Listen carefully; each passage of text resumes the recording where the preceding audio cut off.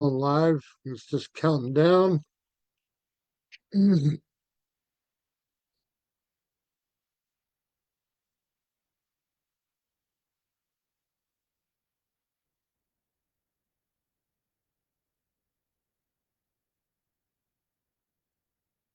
All right, hey, good evening, everybody. Welcome to Racers News Network Live.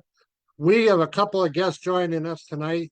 Our first guest took home a big win this past weekend um, at Bradenton at the World Series of Pro Mod. Of course, I'm talking about Ronnie Proctor.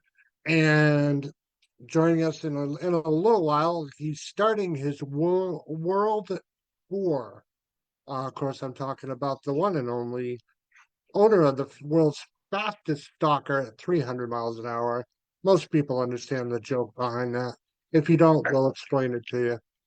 But of course, Bob Bender's going to be with us.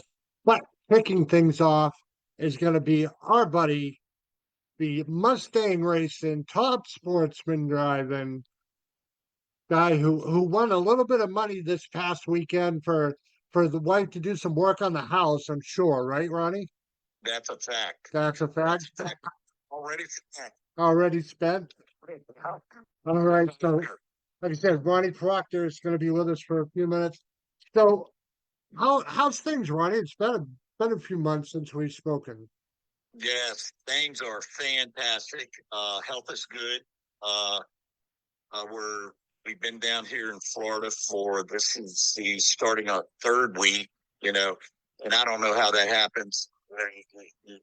You you get blessed all to pieces, but man, man's got to work sometime. But anyways, uh, standing here in shorts next to satchels in Gainesville, talking to you. Everything's good. Awesome. Real good, Chris. Very good. Very cool. So, let's talk about your win at the World Series of Pro Mod. How was that on your original list of races you wanted to do, or was it kind of like one of those last minute deals where it's like, you know what, let's go enjoy the sun and maybe win some money?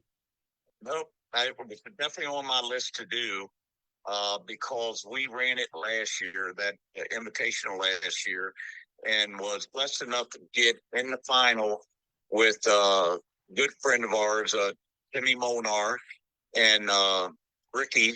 And I went red in the final, and it was a blast. Carried home a good check from there. And then I was way money ahead, so I knew I was going back this year. Awesome. So, yep, love the race. Absolutely love it. Wes Buck does a heck of a job on that.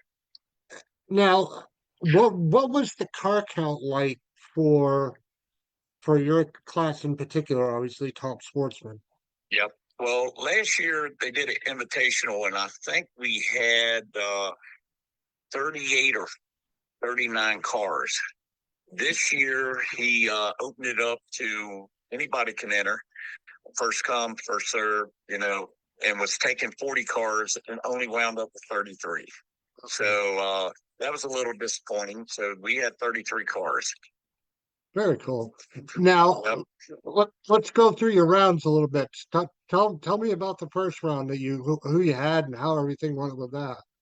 Well, the first round, that was against a Louisiana boy that I haven't raced against forever and ever and ever. He run the clutch in his Camaro. Daggone it, his name. I'm old. I forgot. he run against him forever in IHRA days. He runs a clutch, and he was one of the ones that wasn't fortunate enough to make it down in qualifying. So he had only went a 5 something. I was number 10 qualifier and wound up having to run him. But anyhow, he dialed about a 20 or a 22. I think I dialed a 20, and he dialed a 28, 428. Now he definitely go a 3-second car, but never underestimate. Daggone it, I wish I knew his name because he's definitely. But anyways, he was 37 on the tree. I was 27 and went good one. and he went out by 8,000ths, taking an 8,000 finish line. So that was first round. Second round, I had Bob Letty, and Bob the same way. He couldn't make it down. He had a tough time. All the fast cars really had a tough time now. I don't know whether it was because it was tight and they were shaking. For me, the track was fine. Little, I went a little inconsistent, but it was fine. But I went down every time. But I got a slow car, 420 car, it's a slow car. But anyways, I had Bob Letty. Bob went red and shook also, and I forget what I went. I think I went another 20 something and 30 something light. So I've been frustrated all weekend because of the lights being in 30s and even the 40s, and I've had a ton of numbers out of my box and trying to figure that out. Afraid to pull more numbers out of it. Because if you're red, you're not winning anything. So third round, I had another Ford guy. His last name was Smitty, I think it was. He runs Escort, and he was. It seemed that he had dialed up. I mean, in the qualifying run, and I seen he had dialed up, and we were dialing down, because it was strictly dark. Right. And I just thought that was odd, but we stayed where we were at. And he wound up being 006, and I wound up being either 30 something again. And he goes down there and runs out by country mile. And I ran good one. So, or good one or two, I don't know. But it's right in 20s, low 20s again. So then in the semifinals, I run Bonnie Mills, my nemesis. And same way with her. She probably feels the same way about me because we have some good runs. So I dialed a 20, I think it was a 21, and she was dialed a 407, and she went 002 red. I went 009 green, and I was good too, and she ran out with me. So that would have been a tough one for her to get inside of at the other end. So that left before the final, and run another really good friend from up in Ohio, Doc Schween's car that Brian Tiffy drove, and lucky for me, he went red because I was a duck. Another sitting up in finals. I told everybody you don't have to be good to win with gun races, and I wasn't my best day of racing, but guess what? We brought it home, and me and my girl are beyond tickled to death. Hey, everybody was scared of you, man. Everybody was going red. I guess. I don't know. My parents keeps telling me I need to tighten up on the tree like red race, so everybody comes after me, 00 dead on. That's how I lost in the SAG race there a couple of weeks ago. Very first round, guys, 000 dead on 6. Yeah. And I'm sitting there with a 30 light. I just well put it in reverse and picture the trailer, not even leave the line because I didn't have a chance. So anyhow, it's sometimes you get lucky, sometimes you don't, and you get a track that I don't know whether it was I don't know what was going on there, whether it was the glue they were using, but clouds and sun cover really made a difference on the traction. But Pro Mods, they were flying there, so I won't blame it on anything but my car. So anyhow, good time, real good time. What is it like taking home a check for that amount from one race? It is unbelievable, but we're sportsman racers in top sports, and we're little guys. Most of us is self-employed, little company, and money is important to us. And for us to go and race for winner take all, that's just not uh, sensible. So, I mean, the promoter likes to, you know, hey, Top Sportsman 50 grand, hey, Pro Mod's 150 grand, and all that. But that's only one winner for that amount of money. Nobody else gets money. Right. So after second round, and we did this last year also. After second round, that leaves 8 of us, and I negotiated it this year. Lester Johnson negotiated it last year, but the split we did was $2,500 for the quarterfinals. So each 4 losers get $2,500. Gotcha. Then every round you win from there on, you double your money. Okay. So it goes 5,000 semis, 10,000 runner up, 20,000. So that's how. And I'll tell you what, if I won both the little gators and the big gators, I wouldn't even come close to that kind of money. Right. You know, it's just if you run Top Sports, and it's really crazy. I know the entry, the $1,000 entry is a little tough, but man, you know, you make it past second round, you at least have $2,500 in your pocket. You know, and that's just past second round. You make it past second round, and points race, you might have $50 in your pocket. You know, so anyhow, I wish there was more of these around, but you know, that's why we started about a few years ago going where it makes sense money wise. Right. It just so we don't go to Indy anymore. We go to the Yellow Bullet. Oh, that's quadruple of what you can make. Oh, we lost him.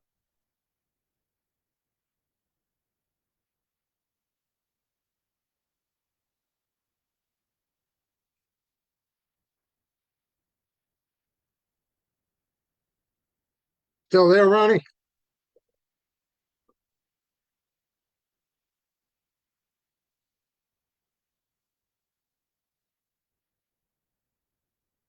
Unless my big ear or nose hit the phone, I don't know what happened.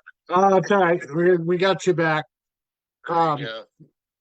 So yeah, I mean, there's definitely a huge difference in the cash amount, without a doubt.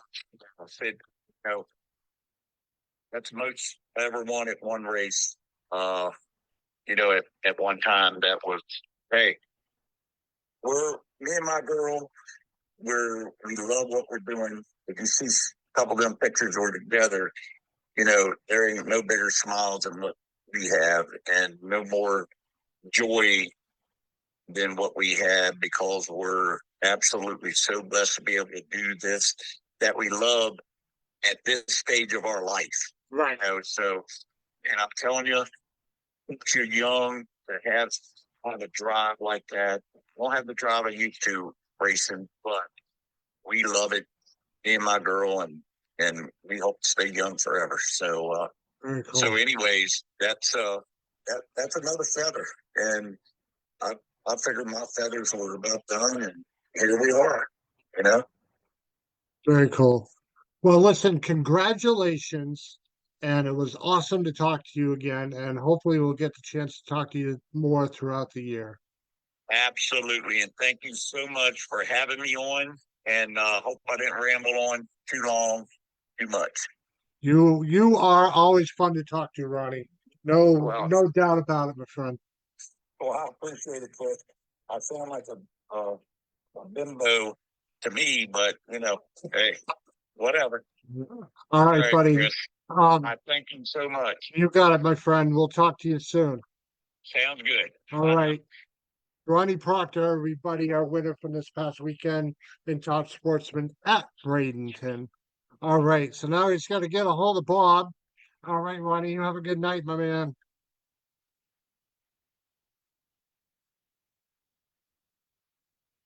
All right. Guest number 2. We're dialing him up right now. And he just picked up the phone. There he is, the superhero, the owner of the world's fastest stock eliminator, boat anchor, long roof. Of course, my good friend Bob Bender. Hey, how you doing, Chris? I am doing fantastic. So, for those that don't know the joke behind, because I've already said it like 6 times, the joke behind the 300 miles an hour. Why don't can you tell everybody what that was all about? Why that, or well, people like me won't let that joke go.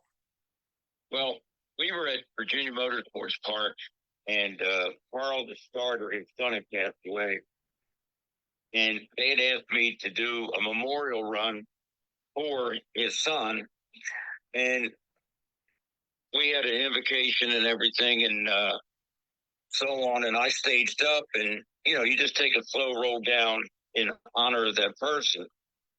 Well, it took so long to get there, the clocks reset, and when they did, I went through the speed timers, and it come up 333 mile an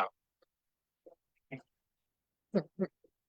When they printed the sheet, the computer remembered the top speed and the car number because it was in the computer, and it was on the printout for top speed of the meet. It had my name in the 333. So I have an official NHRA document that says I went that fast. That's awesome. I love that story. That is so funny. He, I see you were talking to my neighbor. I had cones set out for Ronnie when he pulled in. Oh, he's right there with you. Yeah, yeah. If I throw a rock out the window, I could probably hit him. Oh God, don't hurt him. No. I don't mean actually hitting I him. know, I know, I know.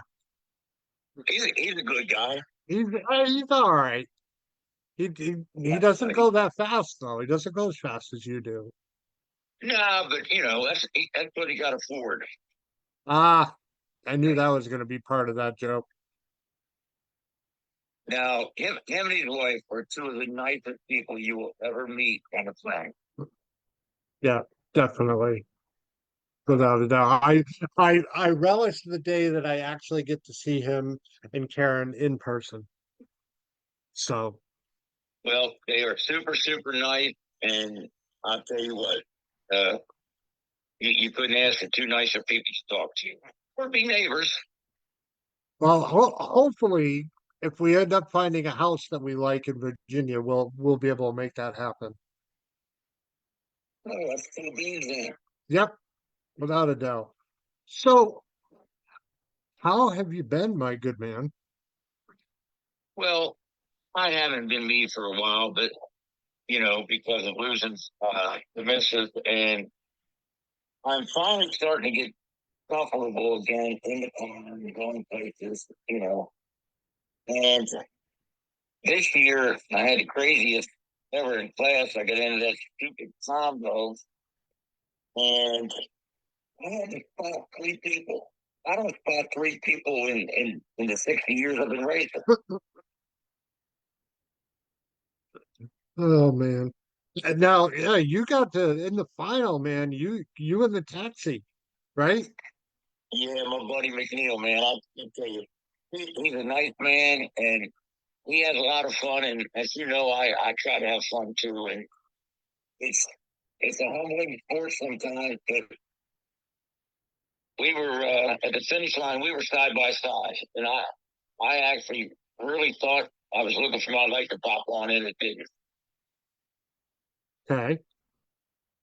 But when it was over, you stop at the scale to make sure your opponent's okay on the weight, and then when we went up to fuel check, I just pulled in behind him and got out. And we gave each other a big hug, and he got his wally.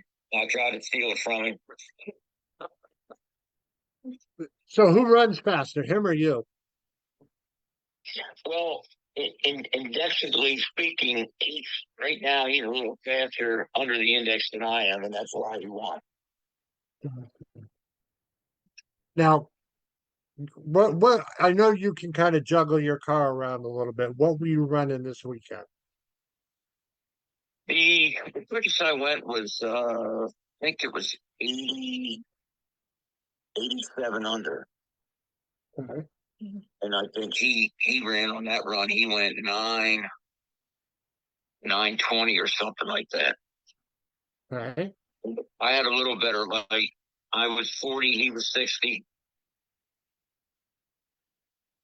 But the car's got a fresh short block in it, the old heads, which are not the perkiest, and a new converter, and it took just a little bit of time to dial things in. I've never had an engine that was sealed as well as this thing is, and all the low numbers are just so good. Cool. Uh, I know you and I had talked over the past, well, basically a couple of years about it. You had some issues with your motor, but you were working on getting it straightened out, and it definitely sounds like you got it straightened out. Well, Warren racing engines are absolutely the best. That motor is just really good. The heads are old and not the greatest, and we didn't have time to address the problems with the heads.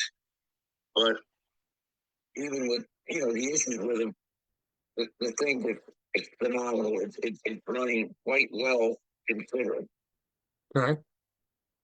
It's the best, low end numbers. It's the best 60 foot the car ever turned. And the weather was not, conducive for being quick in the test and tune and then the start of the class race. Gotcha. But the next morning when we went into the eliminator, it ran even better. It was just a tick cooler and it ran well. I was 0006 and one above the dial for the first round win. Nice. Awesome. So, and again, I know this is something we had talked about over the winter. You also are kind of you're going on tour this year. Yes, sir. Yeah, I leave here. Well, let's back up the buck. 23, when Penny and I were down here, she had an epiphany of, hey, I never wanted to be away from home more than a week or so, and I'm loving this. We're going to go everywhere. And in her honor, this year, I'm going to leave here, go to Bella Rose, going to Phoenix, Pomona, Vegas, and then I will attempt to find my way home to run Grove. And then I'm going, I think, to Bristol, Norwalk, and then back south, St. Louis, and then I'm going to Texas. Awesome. Very cool. Yeah. That you're gonna rack up a couple of miles on that one. Well, on the way down here, I left the house. It was 18 degrees. I get into South Carolina, wake up the next morning, shaking, shaking like a leaf. It was 24 degrees in South Carolina. I said, "Wow." But we got in here, and the first night here was 38 or something, and last night was 39. But it was a little chilly. Well, up here this time of year, we're outside in shorts and t-shirts when it's like that. Well, I'm getting old. The blood I get used to, so I was cold. Oh boy. Yeah, I mean it's gonna be 50. It'll be like short of people going to the beach. Well, I can see that because you guys have some pretty tough winters sometimes, and I guess we're starting back into that cycle of winters like the good old days. Well, I was talking with Pete last week about this because we were both complaining about the snow. Of course, he had just gotten back from Florida, and I'm like, I said, all in all, the snow wasn't that bad. It was, 3 inches here, 8 inches there, 6 inches there. And I'm like, here's the thing. This is a normal New England winter we're having this year.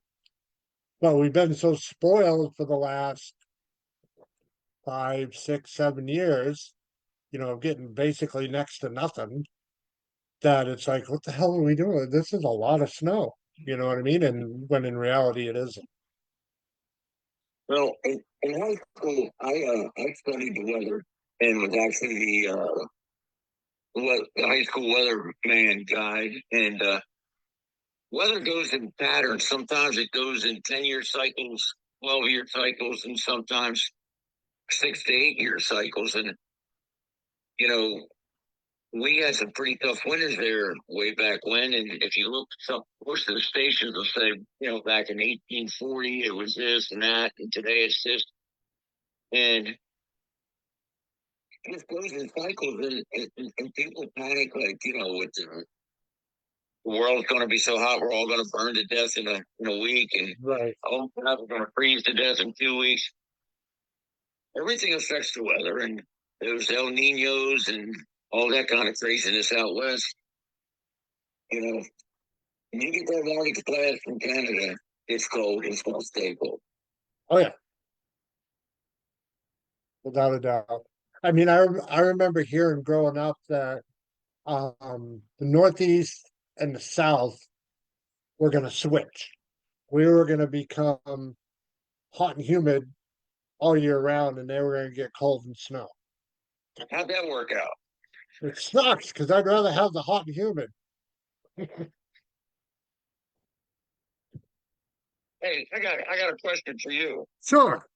Now you put Ronnie on before me, and he's a big winner, and then he put me on, and I'm the big loser. Oh, you're not a loser. You're the go-to tech guy too. Well, I might start dabbling in doing that on a part time basis. Oh, Not then. that Oh, go ahead, Rob. Go ahead. I said I may after this year start doing that a little bit on a part time basis for NHRA. Oh boy, watch out, everybody. Keep everybody honest. Well, they need to be. I do think there's some times that things aren't always 100%, and you got to take a peek. It's like your car; you got to tune it up once in a while, just like you need to check on things in this bracket. Now, back in the day when you were more heavily involved as being an employee, doing tech and whatever else needed to be done, were there a lot more people that had a really good grasp of stuff as compared to now? Well, the younger generation, in today's world, they just go buy a motor. Back in those days, none of us could afford to do that. And there's still some independent guys that do their own stuff and they run decent. But if you want to go fast, you gotta, have an engine guy. But back then you couldn't afford to do it. And if you got a buddy that's flying, you wanted to align yourself with him because he may give you a tip or two to make you go a little faster. Okay. And the cars were looked at. Cars were looked at a lot back in the day. We would let's use York US 30 for an example. They would have their national event or their divisional, and you would catch the local shopping mall. You'd pull your pickup and race car on the trailer into the shopping mall, get in two lines, and the tech guys would go over your car. They would check the carburetor number. They would check the intake manifold number and anything else that they could see. Get in, press the brake pedal, and just take a real good eyeball on everything. And today, that everything's electronic. You could have a 383 stroker in there instead of a 350, and no one would know but you. Right. Now, from a competitor's point of view, why don't we talk about the hits that some of the combos take?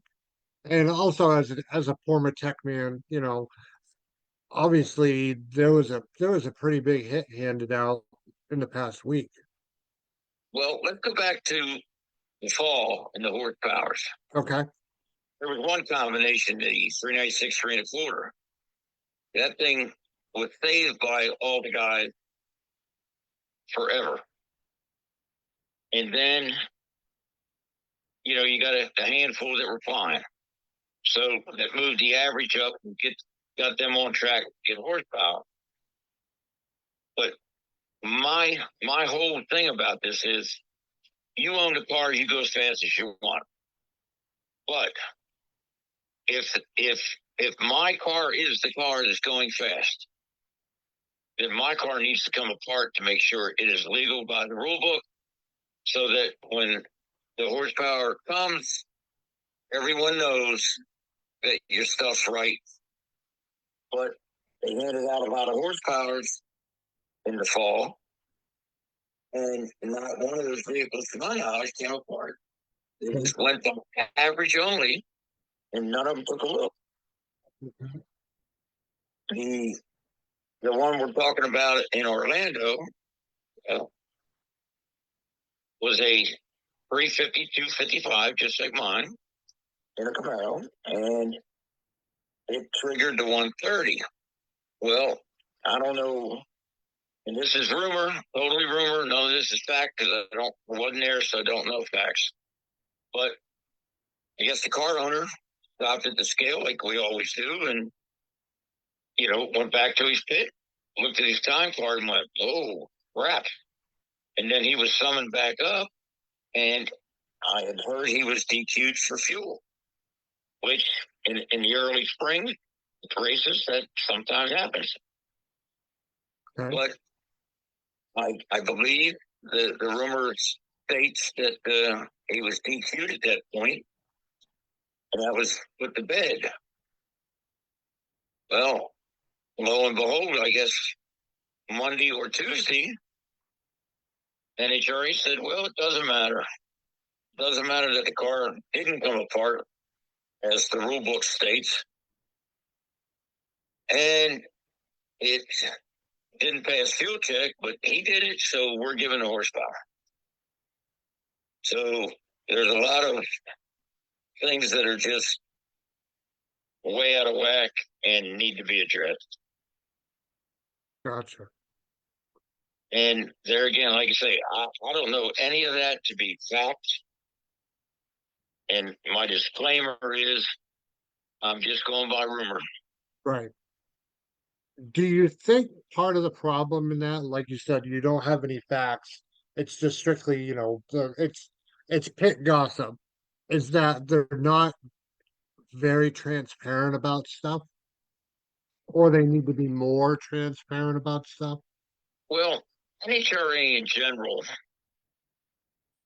has a handful of really, really good tech people.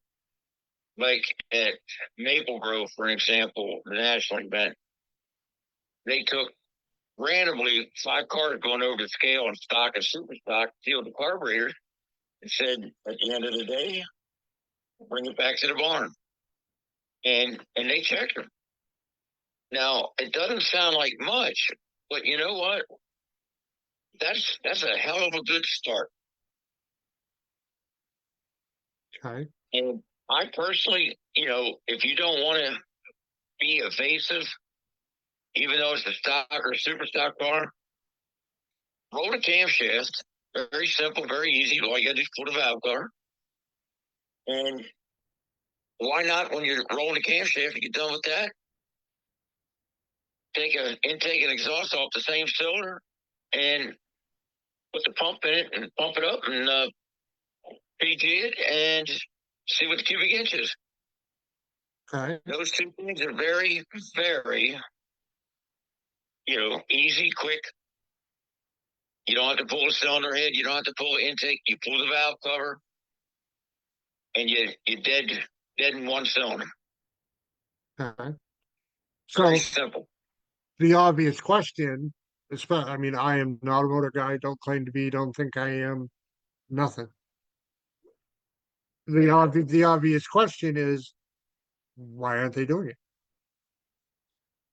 Well, I do know this in their defense, the divisions and stuff. I believe they're restricted on how many people they can have, and nobody's beating the door in to go to work for them. Right. And you have to love the sport and have the passion of being around these cars and people in order to do the job. And I remember back in the early 80s, the tech people, and that's when we yanked cylinder heads and, you know, literally pulled motors and dropped pans. We made $25 a day in 80 to 84 when I worked for them. So you had to enjoy it and want to be there, you know? Right. I don't know what they pay today and whatever, but I know, like at the Dutch, when they used to set a ton of records, I would always volunteer my talents to go in the barn and assist them. And I'm at their meetings and stuff, you know, in the division, so on, and all the directors and tech people in there have been kind and let me keep up my abilities if they do need help. Gotcha. All right. So again, kind of backing up a little bit, that one combo that took the hit this past week, there's rumors going around that some people are just like, all right, I'm all done. Well, it's a hard hit. It's 15 horsepower, and there's things you can do to help yourself. Problem is, it costs money. You can opt out for the aluminum heads, which need a ton of work, and put that on, and then you only take a 10 horsepower hit, not a 15. Right. And that's to me about your only option, because I'll give you an example. My friend Ken, he's got a 67 Camaro 396 3 1/4. Well, now when he got the 11 horsepower, he's stuck. The 68 and 69, which got it also, are not stuck. They can take that same 396 3 1/4, add the larger crankshaft, and now it's a 396 350 horse. Okay. So if you got 68 or 9, you can still, you know, make a change and end up only with a 5 horsepower disadvantage Okay. instead of 11. But the guys that own the 67 cars, they're locked in. There was no 350 horse motor in 67. Okay.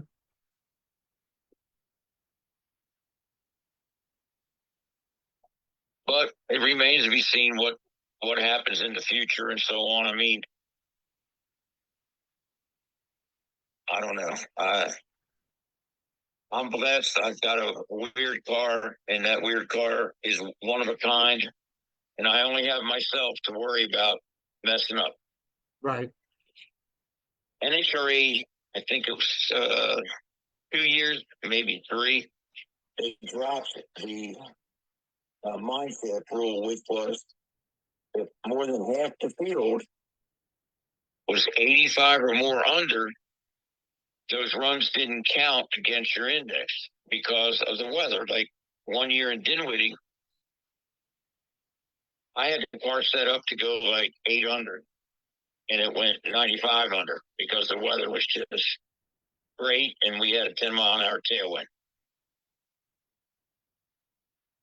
And they used to take that into consideration, but they dropped that. They don't want to hear about that mine shaft rule anymore. And I don't know what to do about it, what to say about it. We have our super stock reps in each division, and I know those guys, beat up NHRA saying, "Hey, man, this is what we want. This is what we need," and it just seems to fall on deaf ears sometimes. Right. Now, I do sometime between now and Friday have a meeting with Ronnie to address some things, and it's a lot of things that I want to address with him, and I have what I feel is wrong, and I have the answer to make it right.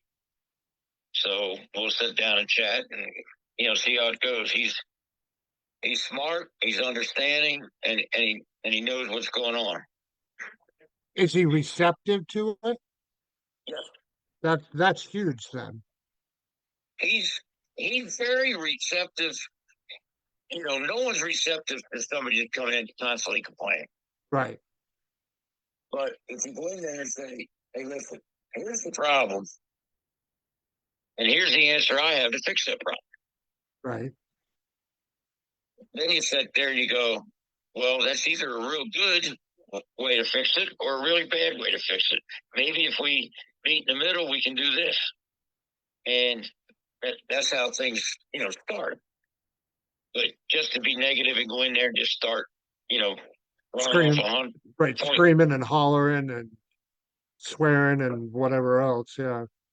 Well, you know me, I don't scream and holler. Being a cop for 40 plus years, I don't scream and holler at nobody unless they start to. But you sit down and talk, it's like you and me are talking right now, and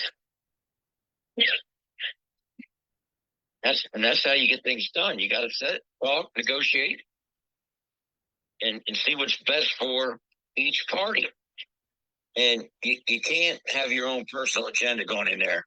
You have to have the agenda of, I'm going in here and defend stock, or I'm going in here and defend super stock, or I'm going in here and do super street, super gas, whatever. Right. Not just my personal agenda of, I think all cars should be white with blue stripes. Right. Go in there and discuss issues that need to be corrected for everybody. Gotcha. Across the board resolutions. Yes. Cool. Because, they need us, we need them. Right. I think IHRA just bought Dragway 42. Yeah, and on Thursday they're supposed to have another big announcement or announcements about some more stuff. Obviously, there's no preview of what it is. So I'll be tuning into Facebook land and seeing what's going on in the universe. Well, there's a lot going on, and it, truly, excuse me, it truly helps when you have more than one playing field. And I know at times IHRA didn't get the support the sportsman areas as much as they should have. I know back when Maryland International had, I forget, it was something cup that they had, and it was one of their basically national events for IHRA. Mhm. There were so many cars that attended that most of the sportsman cars were down the county road a little bit in a big field, and the sheriff's department would stop the traffic on the road when they called like stock and super stock, and we drove the cars up the road and into the facility. That's awesome. And yeah, and you got tons of cars. And the problem is, I guess some areas where they had it, they didn't get the attendance they needed, and they started, falling by the wayside. And as far as the pros in IHRA, those guys, would run the IHRA pro-ams or whatever they call them, and then they'd run the NHRA circuit also. So they made out the best. Okay. Cool. Well, yeah, like I said, it'll be interesting to watch and see how that goes.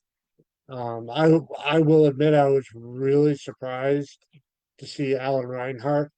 Not that there's anything wrong with it, but I was just really surprised to see him go over to the IHRA side of the world.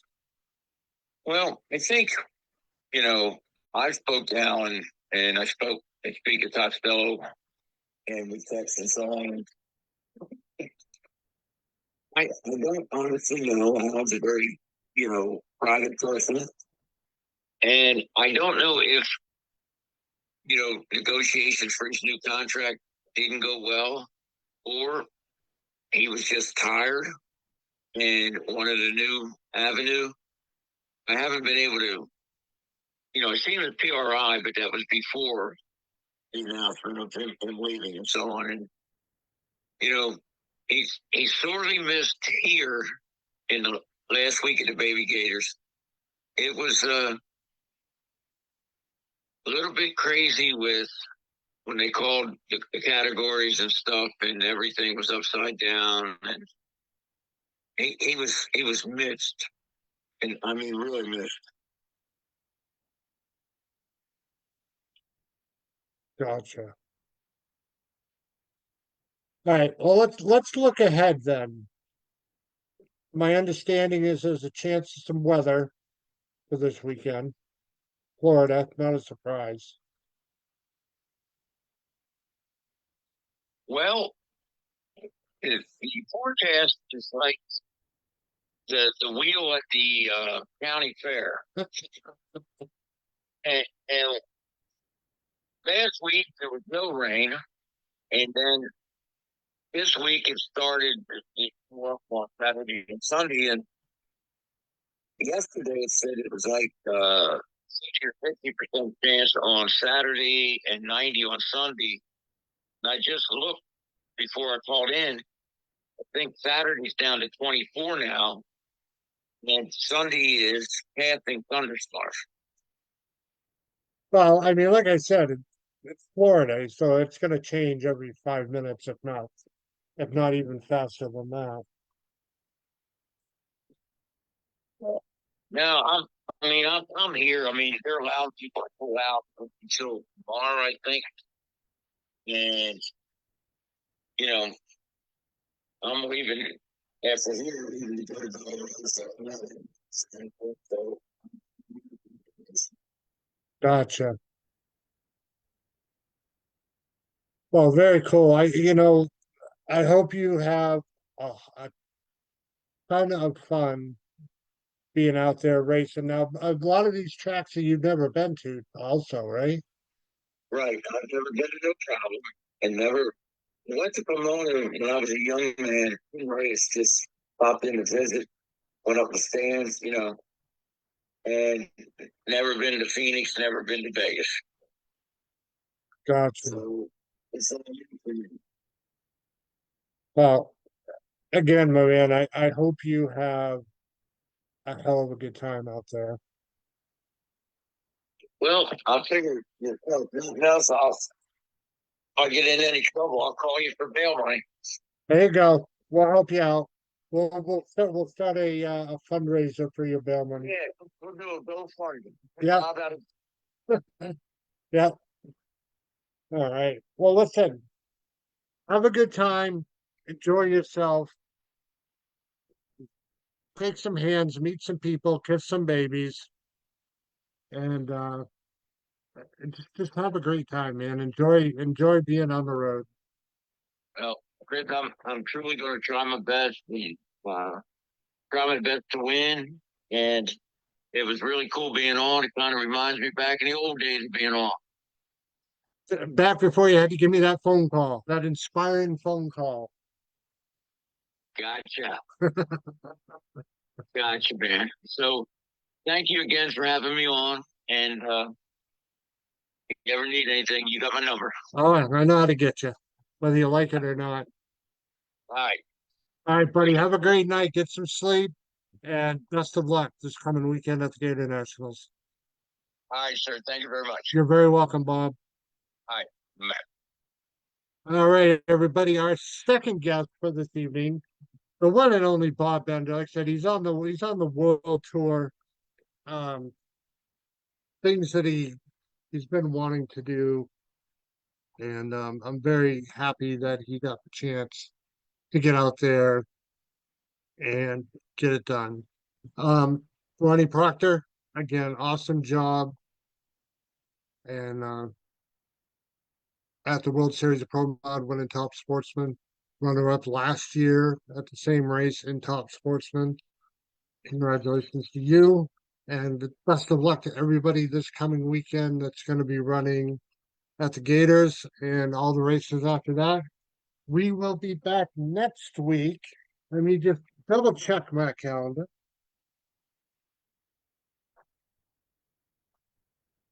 All right. Harley Wolf is going to be joining us next week. So I am starting to lose my voice, but thank you everybody who tuned in, checked this out live. We will be posting all the qualifying results throughout the weekend and all the round by round results throughout the weekend. Have a great night. If you're traveling to Florida, stay safe and watch out for alligators. Take care, everybody. Have a great night.